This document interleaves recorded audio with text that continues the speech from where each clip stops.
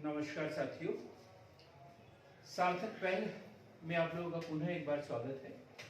और आज हम लेके आए हैं राष्ट्रीय हरित न्यायाधिकरण, राष्ट्रीय हरित अधिकरण, national green tribunal, national green tribunal. इससे पहले हम नीति आयोग, सीएजी, कैट, राष्ट्रीय अनुसूचित जाति आयोग, अनुसूचित जनजाति आयोग, अन्य पिछड़ा वर्ग आयोग, मध्य प्रदेश राज्य अनुसूचित जाति आयोग, मध्य प्रदेश राज्य अनुसूचित जनजाति आयोग, मध्य प्रदेश राज्य पिछड़ा वर्ग आयोग हम पढ़ चुके हैं।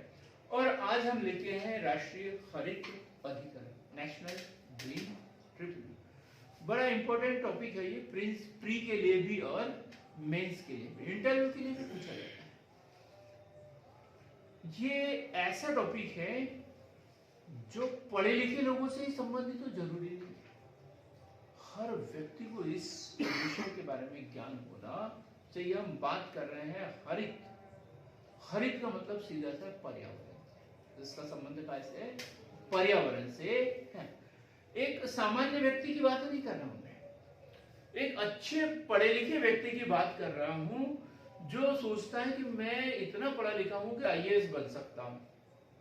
क्या बन सकता हूं? आईएएस बन सकता हूं। उसको इतना यकीन है मैं इतना पढ़ा लिखा हूं। और उससे पूछा तुम्हारे जीवन की मूलभूत आवश्यकताएं क्या है, तो बोलता है रोटी कपड़ा और मकान। रोटी कपड़ा और मकान। तो रोटी कपड़ा और मकान तो वैसे ही मिल जाते हैं, है ना? पर रोटी कब खाएंगे? जब हम जिंदा रहेंगे। कपड़े कब पहनेंगे? जब हम जिंदा रहेंगे। उस मकान में कब रहेंगे हम? जब हम जिंदा रहेंगे। मरे हुए आदमी को कोई घर में रखता है क्या?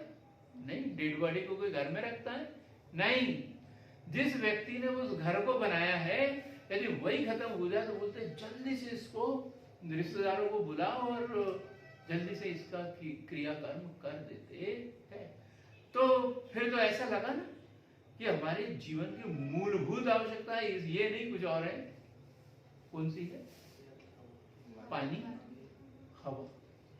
सबसे मूलभूत आवश्यकता क्या है? पानी और हवा। भोजन हमें 4 दिन नहीं मिले तो भी हम जीवित रह सकते हैं। पानी हमें 3-4 घंटे नहीं मिले तो हम जीवित रह सकते हैं।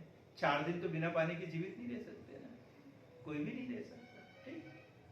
हवा, हवा के बगैर तो हम 1 सेकंड भी नहीं रह सकते। तो फिर हमारे लिए सबसे जरूरी क्या है?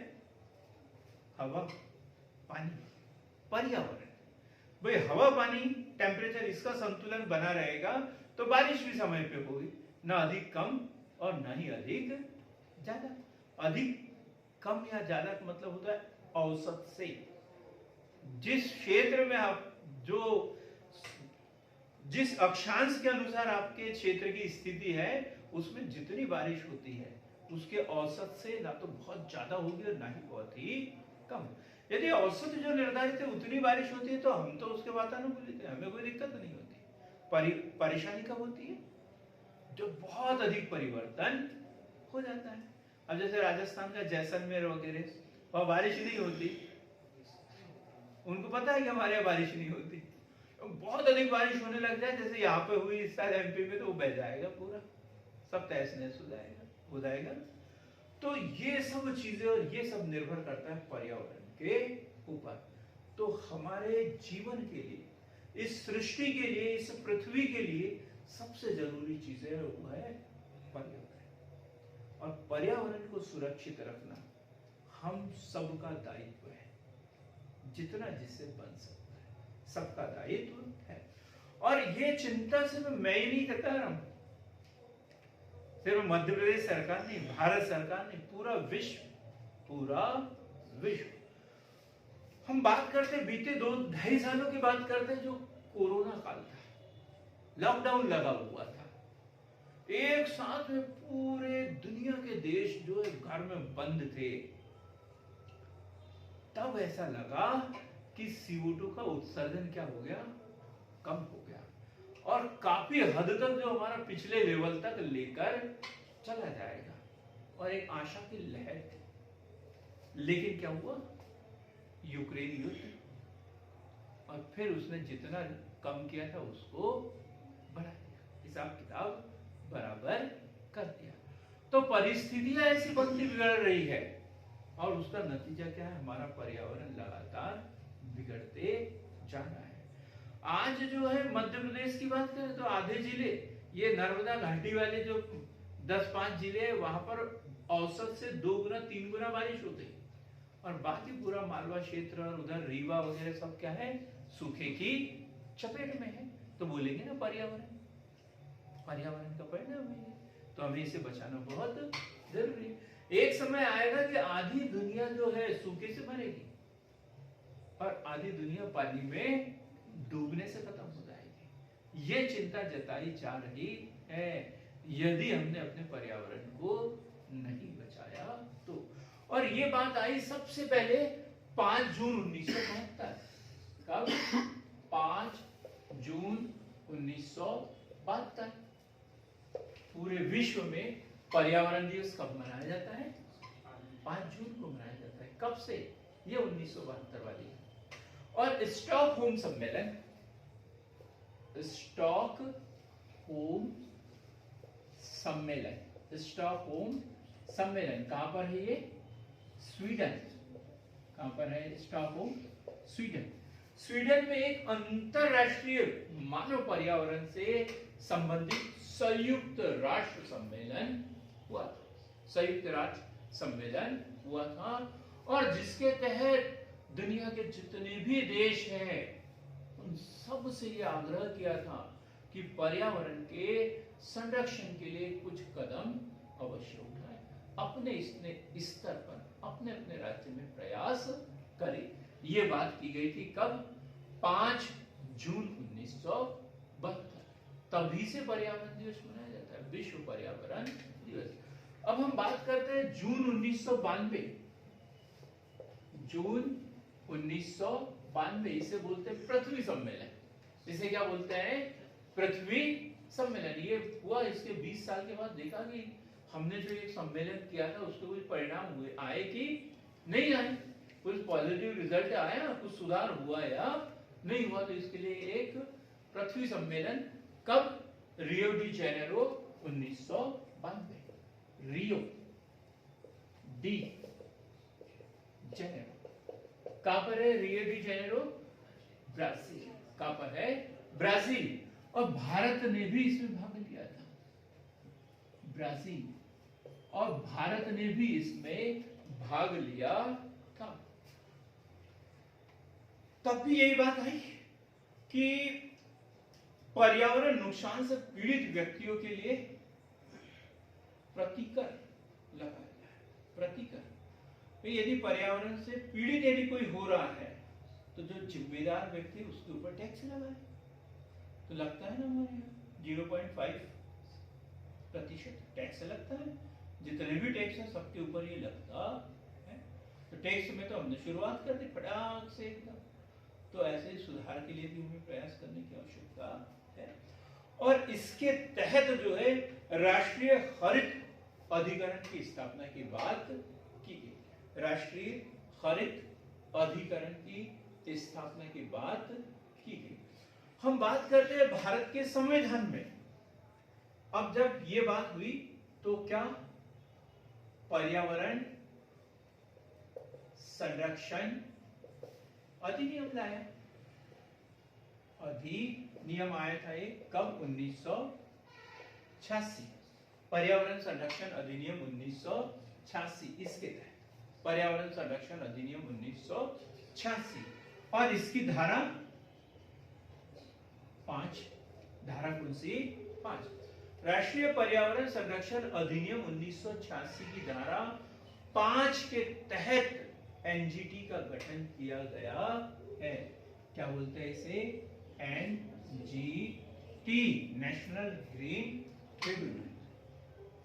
पर्यावरण संरक्षण अधिनियम 1986 की धारा 5 के तहत एनजीटी का गठन किया गया है। कुछ बात आई करना? और कोई प्रावधान है तो अनुच्छेद 323 ए। क्या है? अनुच्छेद 323A और 323B दोनों में प्रावधान है। प्रशासनिक अधिकरण की बात कर रहे हैं। जब सरकार को लगे तो किसी भी मुद्दे पर वो प्रशासनिक अधिकरण का गठन कर सकते हैं। ये प्रावधान काय में दिया हुआ है? 323A में। और 323B में बोला कि उसे चाहे तो ट्रिब्यूनल का भी नाम, ट्रिब्यूनल का भी रूप दे सकते हैं। तो ये भी याद रखना, प्रशासनिक अधिकरण, प्रशासनिक अधिकरण का गठन जो है वो सरकार कर सकती है। ये दोनों बातें सामने आई तो फिर हमें एनजीटी गठित करने के लिए एक मुद्दा मिल गया कि नहीं, अब तो हम एनजीटी का गठन कर सकते हैं। तो स्थापना देखिए, इसकी स्थापना कब हुई?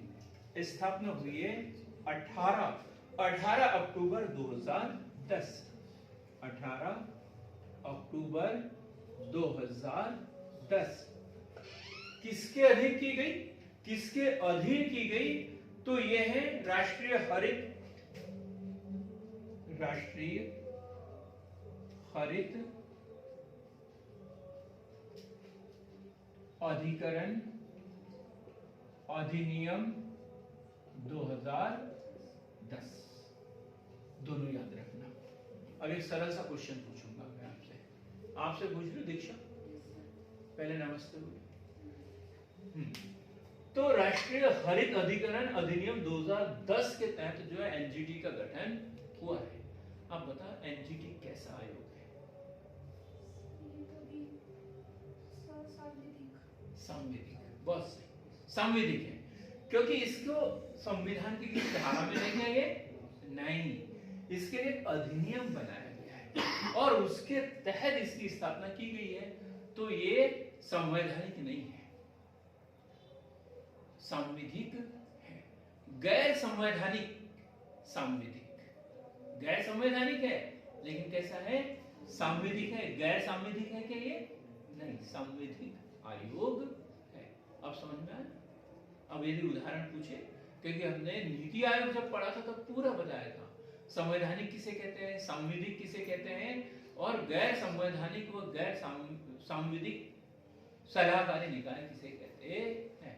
तो ये कैसा है? संविधिक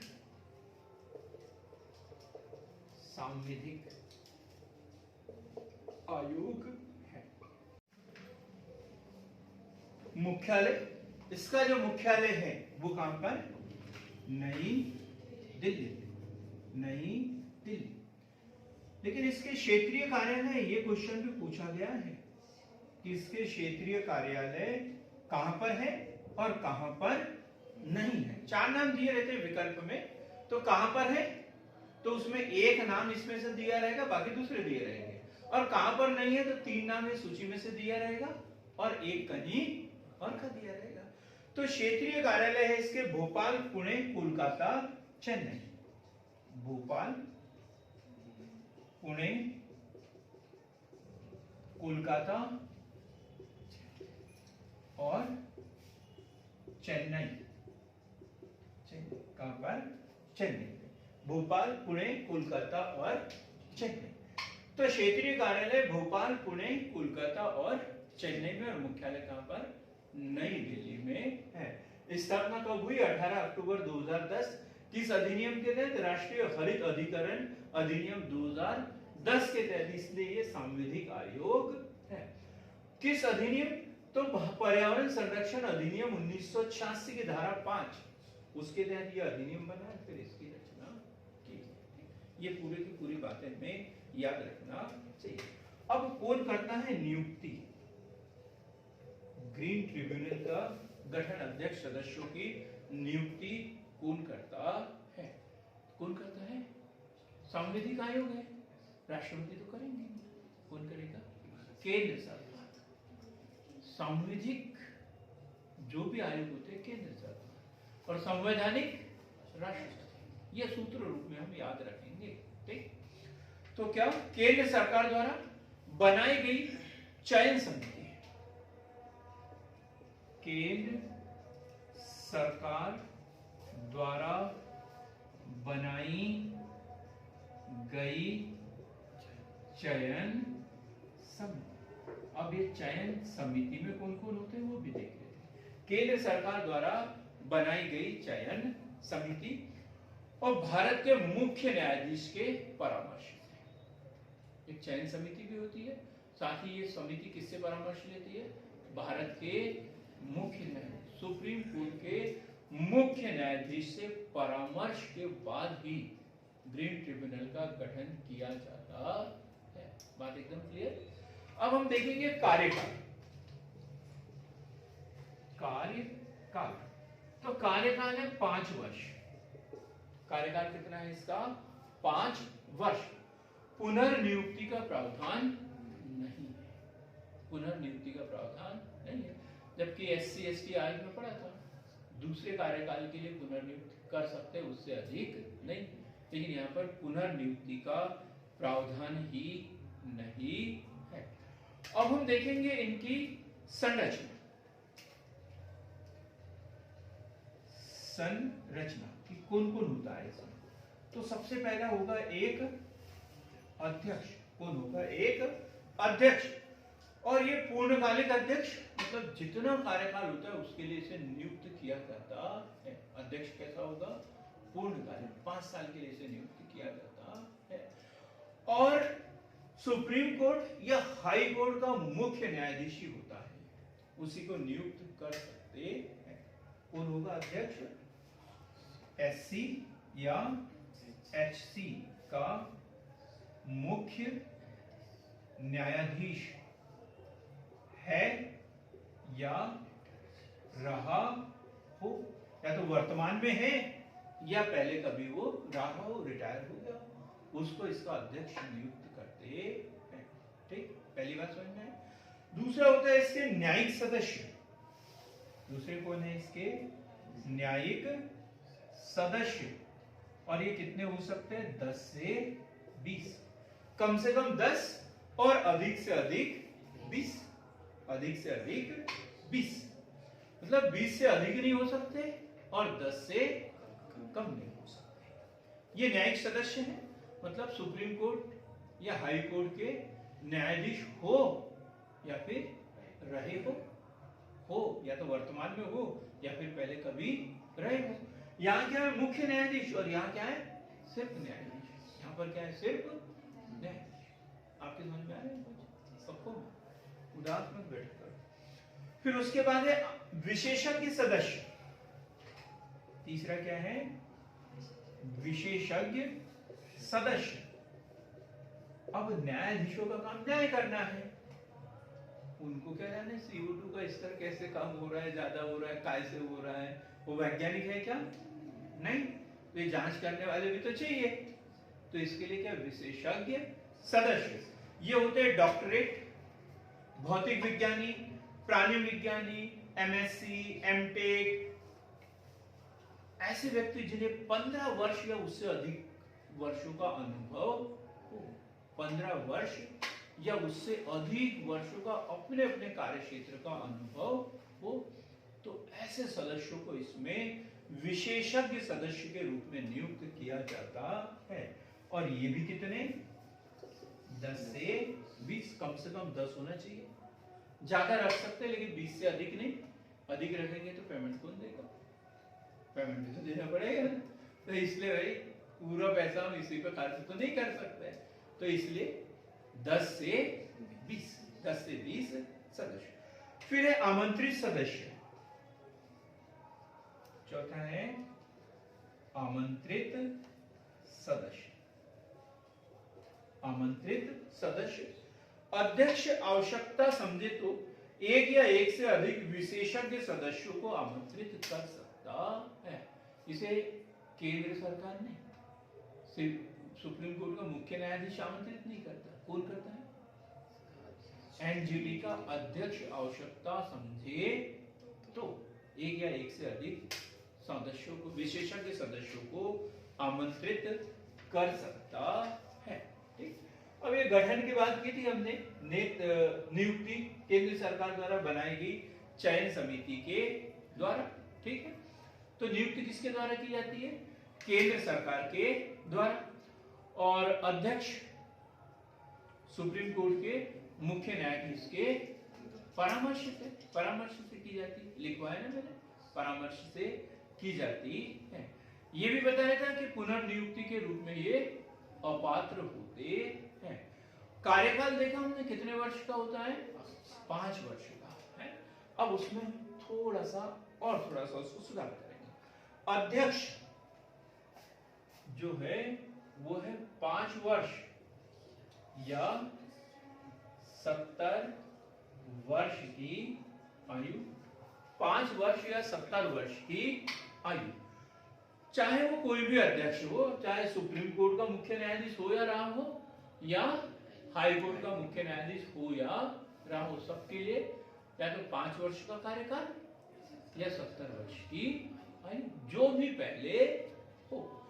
यदि 3 वर्ष की मतलब उसको 67 वर्ष की उम्र में नियुक्ति मिली है तो 70 वर्ष के होते बराबर वो रिटायर हो जाएगा। अभी उसका कार्यकाल पूरा हुआ क्या? नहीं, लेकिन 70 वर्ष की आयु उसने पूरी कर ली, ठीक। और यदि उसको 62 वर्ष की आयु में नियुक्त किया तो भी 67 वर्ष की आयु में वो रिटायर हो जाएगा, क्योंकि अभी उसका 5 वर्ष का कार्यकाल पूरा हुआ है, 70 वर्ष की आयु नहीं। तो 65 वर्ष या 70 वर्ष की आयु का मतलब है इनमें से जो भी पहले हो। दोनों शर्तें पूरी होना जरूरी नहीं है, दोनों में से एक। अब न्यायिक सदस्य के लिए जो है वो दोनों अलग अलग है, चाहे सुप्रीम कोर्ट के हैं तो अलग और हाई कोर्ट के हैं तो अलग, कार्यकाल इनका अलग होगा। यदि हाई कोर्ट के सदस्य है तो 5 वर्ष या 67 वर्ष, हाई कोर्ट के 5 वर्ष या 67 वर्ष, और सुप्रीम कोर्ट के है तो 5 वर्ष या 70 वर्ष, 5 वर्ष या 70 वर्ष। सुप्रीम कोर्ट के लिए क्या 5 वर्ष या 70 वर्ष की आयु, और यहां क्या लिखेंगे 5 वर्ष या 67 वर्ष की आयु। अब ये विशेषज्ञ सदस्य के लिए क्या है 5 वर्ष या 65 वर्ष की आयु। हम जैसे लोग, हमारा सेवानिवृत्ति 65 वर्ष में हो जाती है, तो हमें 67 वर्ष तक क्यों रखेंगे, क्योंकि हमारी तो कार्यकाल ही 65 वर्ष की आयु तक होता है। तो 5 वर्ष या 65 वर्ष की आयु तक। क्लियर हो गया, कार्यकाल समझ में आ गया एकदम, ठीक। अब क्या है, कार्यकाल पूर्ण होने के बाद 2 साल तक, देखो यहां तो उन्हें पुनर्नियुक्ति मिलने से रही नहीं, चाहे तुम कितने भी यंग दिख रहे हो, आपको फिर से नियुक्ति हम यहां पर नहीं देंगे। लेकिन दूसरी जगह भी नहीं करने देंगे, कहां पे, यदि पिछले 2 वर्ष के अंदर यदि वो जो निकाय है पर्यावरण से संबंधित किसी मुकदमे में पार्टी रहा है तो फिर ऐसे निकाय में भी आप काम नहीं कर सकते। मतलब जिसने कोई प्राधिकरण हो, सड़क निर्माण या ऐसा कोई ठेकेदार वगैरह हो जिसके ऊपर पर्यावरण हनन से संबंधित कोई मुकदमा यदि चला है तो फिर उसमें भी काम नहीं कर सकते। कब तक? रिटायर होने के 2 वर्ष तक। 2 वर्ष के बाद कर सकते, 2 वर्ष के बाद कर सकते हो, 2 वर्ष तक नहीं कर सकते हैं। त्याग पत्र किसको देंगे? त्याग पत्र भाई हमने बताया ये प्रावधान है, इसमें जो नियुक्त करता है उसी को त्याग पत्र देते हैं। त्याग पत्र किसको देंगे? केंद्र सरकार। किसको देंगे? केंद्र सरकार को देंगे। वेतन भत्ते में सेवा शर्तें, वेतन भत्ते एवं सेवा शर्तें वो निर्धारित करेगी इनके लिए वही केंद्र सरकार, और यहां पर भी केंद्र सरकार। केंद्र सरकार और केंद्र सरकार। हटाने की प्रक्रिया क्या है? हटाने की प्रक्रिया तो केंद्र सरकार जो है भारत के मुख्य न्यायाधीश के परामर्श से अध्यक्ष एवं सदस्यों को हटा सकती है। लेकिन प्रावधान क्या है? सुप्रीम कोर्ट के मुख्य न्यायाधीश से परामर्श करने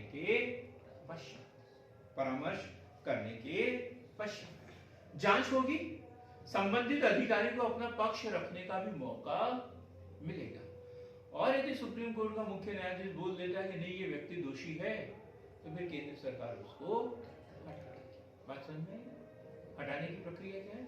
सुप्रीम कोर्ट के मुख्य न्यायाधीश के परामर्श के पश्चात, मतलब जांच होगी, उसकी संबंधित को अपना पक्ष रखने का समय दिया जाएगा, मौका दिया जाएगा। और यदि जांच में दोषी पाया जाता है तो फिर केंद्र सरकार उसे हटा देती है।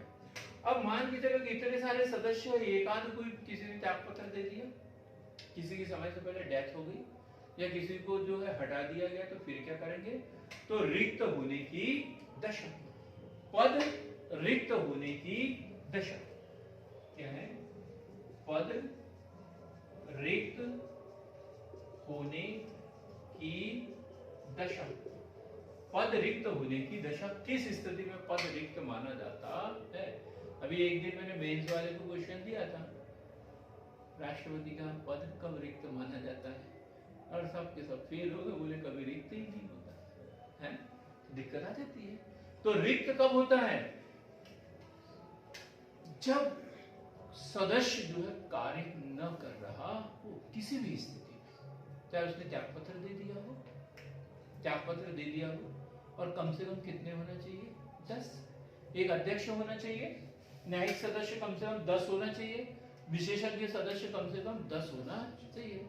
भाई 15 थे, एक कम हो गया तो भी काम चल जाएगा, 14 हो गए तो भी काम चल जाएगा, लेकिन 9 हो गए तो फिर तो भर्ती करना पड़ेगा, तो किसी को नियुक्त करना पड़ेगा। तो केंद्र सरकार अधिसूचना जारी कर किसी सदस्य को अध्यक्ष के रूप में अनुमति देगी। यदि अध्यक्ष का पद ही रिक्त हो जाए तो फिर क्या करेगी? केंद्र सरकार एक अधिसूचना जारी करके किसी भी सदस्य को अध्यक्ष के रूप में कार्य करने की अनुमति देगी, शेष कार्यकाल के लिए।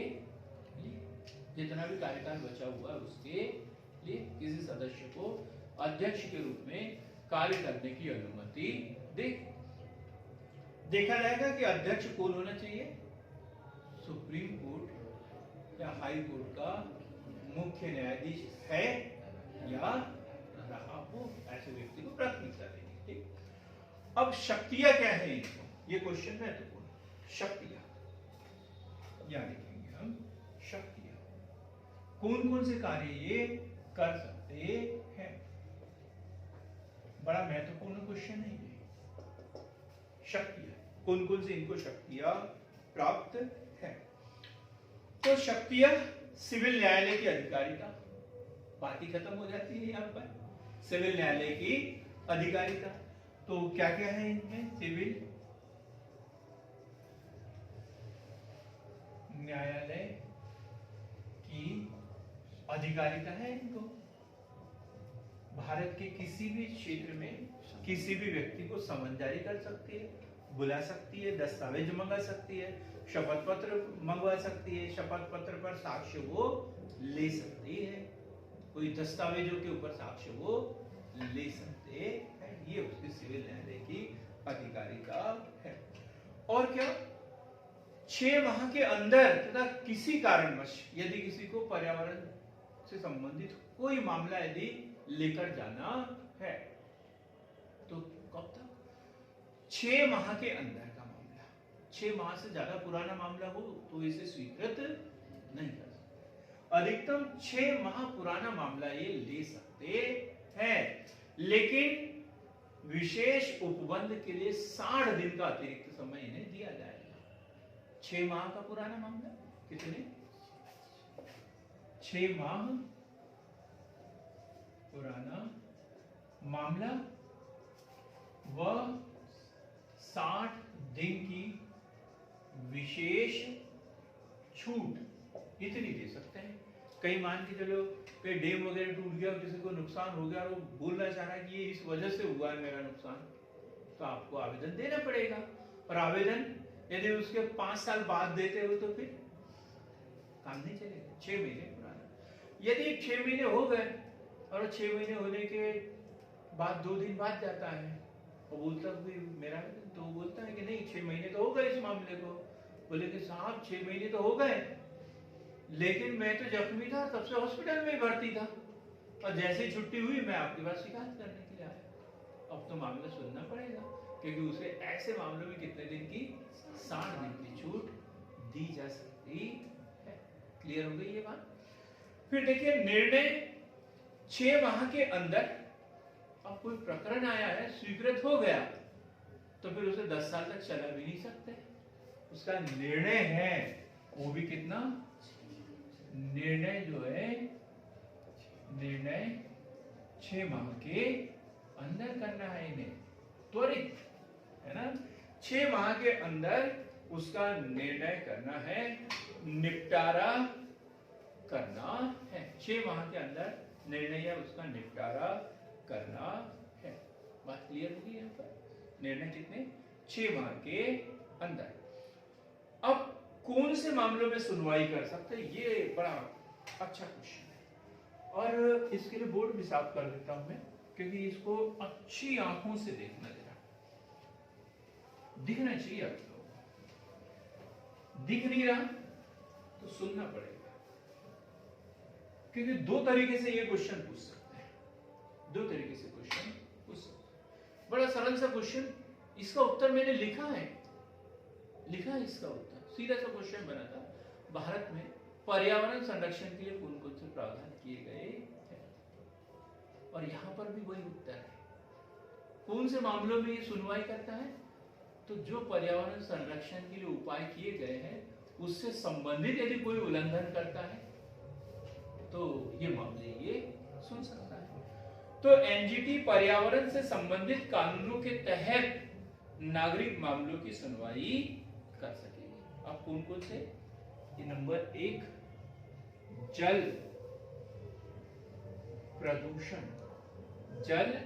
प्रदूषण निवारण और नियंत्रण अधिनियम, निवारण व नियंत्रण अधिनियम। कितनी बार क्वेश्चन है, सॉल्व पेपर जरूर देखना, कितनी बार ये क्वेश्चन पूछा गया है। और हम हमेशा 72, 74, 81, 86 इन्हीं के बीच में कंफ्यूज होते रहते हैं, जबकि बार बार ये क्वेश्चन पूछा जाता है। कब बना था नहीं, ठीक है, अगले जन्म में पढ़ेंगे। अपना नाम बताओ। 74, गुड, 1974, 1974, सबको याद होना चाहिए। जल प्रदूषण निवारण व नियंत्रण अधिनियम 1974। दूसरा देखें, जल प्रदूषण निवारण और नियंत्रण उपकर अधिनियम, जैसा का वैसा, जल प्रदूषण निवारण व नियंत्रण उपकर अधिनियम, उपकर अधिनियम 1977, 1977। वन संरक्षण अधिनियम, वन संरक्षण अधिनियम 1980, 1980, 1980, वन संरक्षण अधिनियम 1980। वायु प्रदूषण निवारण व नियंत्रण अधिनियम, कब 1981, 1981। फिर ये पर्यावरण, ये तो सबको पता होगा, पर्यावरण संरक्षण अधिनियम 1986, 1986, पर्यावरण संरक्षण अधिनियम 1986। जैव विविधता अधिनियम, जैव विविधता अधिनियम, सबके दिल की घंटी बज रही होगी कि हमसे तो नहीं पूछेंगे, हाँ नहीं थी। 2002 जैव विविधता अधिनियम 2002। उपभोक्ता नहीं 1988 में कौन सा, ये भ्रष्टाचार निवारण अधिनियम 1988। और हम क्या की बात कर रहे हैं, जैव विविधता अधिनियम 2002। और भी अधिनियम हो सकते हैं जो सरकार ने पर्यावरण संरक्षण के लिए बनाए गए हैं। इन अधिनियमों का यदि कोई उल्लंघन करता है तो उसकी सुनवाई कौन करेगा, एनजीटी करेगा। क्लियर हो गई बात? और ये एकदम डेट वाइज हमें याद होना चाहिए। इन कानूनों के तहत सरकार के निर्णय को एनजीटी के समक्ष चुनौती दी जाएगी। और एक अधिनियम है जो इसके ऊपर लागू नहीं होता, ये तो लागू होता है, और एक अधिनियम जो इसके ऊपर लागू नहीं होता। कौन सा? क्यों नहीं होगा? वो इसके अंतर्गत आएगा। मैंने लिखा नहीं तो क्या हुआ, वो भी आएगा। वन्य जीव संरक्षण अधिनियम 1972, वो भी इसके अंतर्गत आएगा। वो है भारतीय साक्ष्य अधिनियम 1872। भारतीय साक्ष्य अधिनियम 1872 के नियमों से इसे मुक्त रखा गया है। भारतीय साक्ष्य अधिनियम 1872 के नियमों से इसे मुक्त रखा है।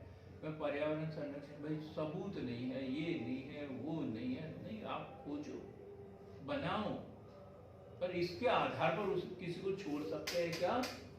नहीं। अब क्या सजा देगी? अब किसी ने गुनाह कर लिया तो फिर सजा क्या देंगे उसे? बड़ा विस्तृत प्रावधान है सजा। क्या सजा देंगे दीक्षा? मुझे नहीं, मैं तो पढ़ा रहा हूं, मुझे नहीं देना है। किसको देना है? जो इन पर्यावरण संरक्षण अधिनियमों का उल्लंघन करता है। तो एनजीटी उसे क्या सजा देगा? तो अधिकरण के निर्णय का पालन न करने पर दंड जो है 3 साल की सजा। पहला क्या है? 3 साल की सजा। सजा को क्या बोलते हैं? कारावास। 3 वर्ष का कारावास या 10 करोड़ रुपए तक जुर्माना। 10 करोड़ रुपए तक जुर्माना। और तीसरा क्या होगा? सजा व कारावास दोनों। आर्थिक दंड व कारावास दोनों से भी दंडित किया जा सकता है। आर्थिक दंड व कारावास दोनों से भी दंडित किया जा सकता है। लेकिन ये कंडिका किसके ऊपर लागू होती है? व्यक्ति पर। किसी आदमी ने किया है, एक व्यक्ति ने किया है तो ये लागू होगा। और अब उसके ऊपर सजा दे दी, उसके बावजूद वो उल्लंघन कर रहा है तो फिर दोबारा सजा दे दे उसको, दोबारा सजा दे दे? नहीं। उल्लंघन यदि जारी रखता है तो अतिरिक्त जुर्माना 25,000 रुपए प्रतिदिन के हिसाब से। उल्लंघन यदि जारी रखता है तो जुर्माना 25,000 रुपए प्रति दिन के हिसाब से। अब तो उसे बंद करना ही पड़ेगा, नहीं तो सिर पे बाल ही नहीं बचेंगे उसके, है ना? अब तो गड़बड़ हो जाएगा। लेकिन यदि कोई कंपनी कर रही है तो फिर एक गिरोह के रूप में कर रही है तो, एक गिरोह के रूप में कर रहे हो तो, यदि गिरोह के रूप में कर रहे हो तो फिर क्या करेंगे? फिर तो कुछ करना पड़ेगा। तो कंपनी के लिए 25 करोड़ रुपए तक दंड। कंपनी यदि करती है तो दंड कितना? 25 करोड़ रुपए तक। कंपनी के लिए क्या है? कंपनी की बात कर रहे हैं। कंपनी यदि करती है तो जुर्माना कितना? 25 करोड़ रुपए तक। ये वाला है 10 करोड़ की जगह वहां कितना होगा 25 करोड़। सजा तो जितने व्यक्ति होंगे दोषी उन सबको सजा तो मिलेगी, कारावास में मिलेगा, लेकिन जुर्माना कितना करेंगे फिर 25 करोड़। और फिर यदि ये उतना सब कुछ होने के बाद भी यदि वो उल्लंघन निरंतर जारी रखते हैं तो फिर जुर्माना कितना, प्रतिदिन के हिसाब से 1 लाख रुपए प्रति दिन के हिसाब से। ये वाली कंडीशन देखो,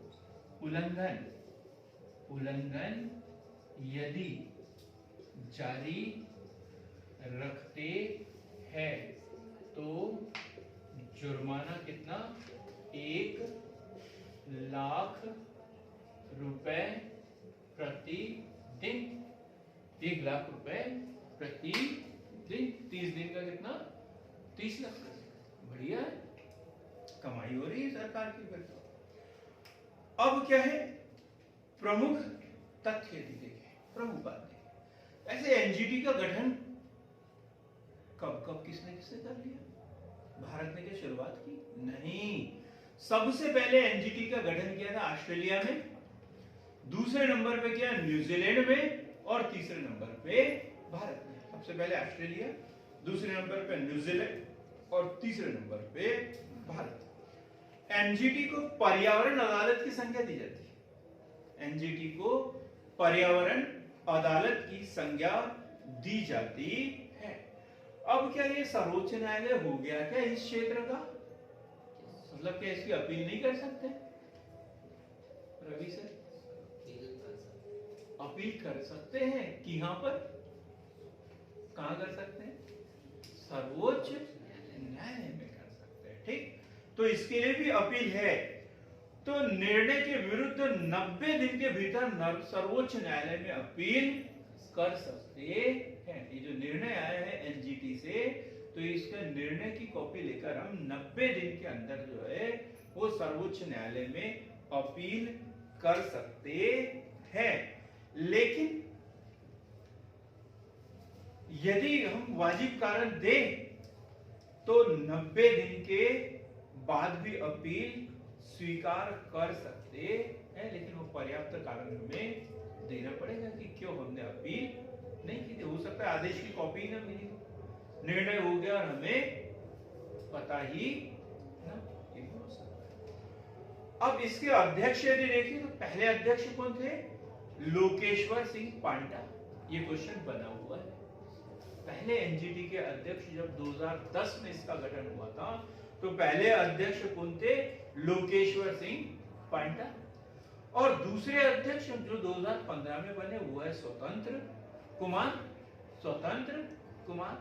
और तीसरे अध्यक्ष या वर्तमान अध्यक्ष जो है वो है जस्टिस आदर्श कुमार गोयल, जो कि 2018 से इसके अध्यक्ष बने हुए हैं। कब से बने हैं? 2018 से। तो पहले अध्यक्ष लोकेश्वर सिंह पांडा, दूसरे स्वतंत्र कुमार और तीसरे जस्टिस आदर्श कुमार गोयल। तो मित्रों, ये पर्यावरण से संबंधित जो मामले हैं, इससे के विवादों को निपटाने के लिए, पर्यावरण संरक्षण के लिए जो विभिन्न अधिनियम बनाए गए हैं उनका उल्लंघन करने पर दंडित करने के लिए जो है वो एनजीटी का गठन भारत में 2010 में किया गया। तो ऐसे ही हम विभिन्न आयोगों को पढ़ेंगे। हमारे साथ बने रहिए, हमसे जुड़िए। हमारे यदि पढ़ाने के तरीके में यदि आप लोगों को कोई कमी नजर आती है तो वो कमेंट बॉक्स में अवश्य अवगत भी कराएं। हर समस्या का समाधान किया जाएगा। आप हमारे साथ में इतनी देर तक बने रहे, इसके लिए आप लोगों का बहुत बहुत धन्यवाद।